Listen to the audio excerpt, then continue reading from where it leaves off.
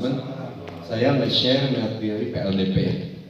PLDP itu Plantation Leadership Development Program di Kabupaten KMPD ini ada cara-cara teknis penulisan laporan karya ilmiah mendiurang. Pertama, harus mencantumkan nama peserta, asal instansi dan judul ya.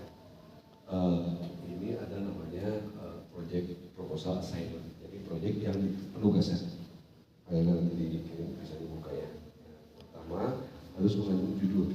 Judulnya harus jelas, spesifik, terukur, individual buat orang-orang sama realistis, masuk akal gitu.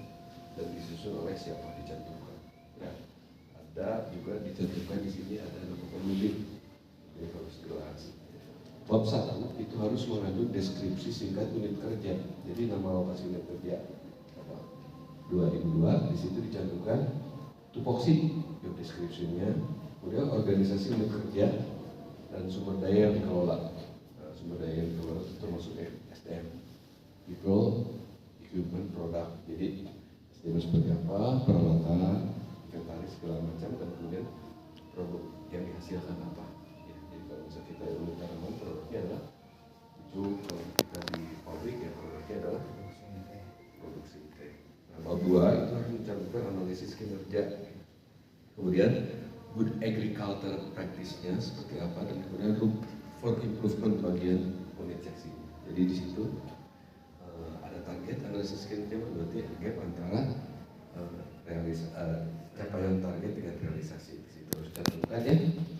Itu harus dicantumkan perkembangan kinerja 3-5 tahun terakhir, dan itu grafik yang lebih bagus berdasarkan penilaian kinerja individu ya, termasuk prognosa juga. Jadi untuk yang terakhir ada prognosa, RKP, realisasi.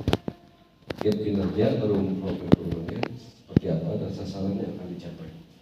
Ya, lengkapi juga data pendukungnya di situ. Dan kemudian ketiga, bab 3-nya adalah analisis permasalahan dan tantangannya. Jadi kita ada beberapa metode di sini buat analisis ini ya. Pertama ada peta hierarki masalah. Itu ada metodenya namanya root cause problem. Ya, root cause itu akar permasalahan. Di tampilan di PowerPoint di samping di sini kita lihat ya.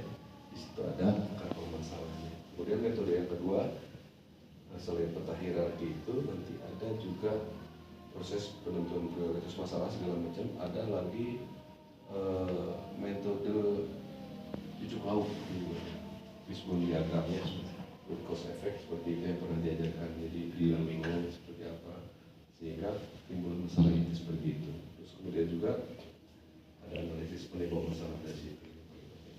Ada metode lainnya, itu ada metode bagus namanya 4DX. Tapi mungkin ini belum populer. Kalau kalian bisa melakukan itu di 4DX itu lebih bagus lagi sebetulnya. Dan terakhir itu adalah daftar alternatif solusi. Jadi solusinya ada beberapa itu. Ditentukan diambil solusi yang paling baik ya. Jadi dari kriteria keinginan yang disusun, misalnya dari alternatif solusi itu ada 1, 2, 3 itu. Pertama penilaian pengambilan solusi itu adalah biaya.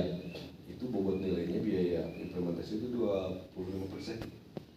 Makin murah biayanya makin tinggi nilainya. Kemudian dampak implementasinya makin besar dampaknya, makin bagusnya itu 25% juga. Terus kemudian kemudahan implementasi.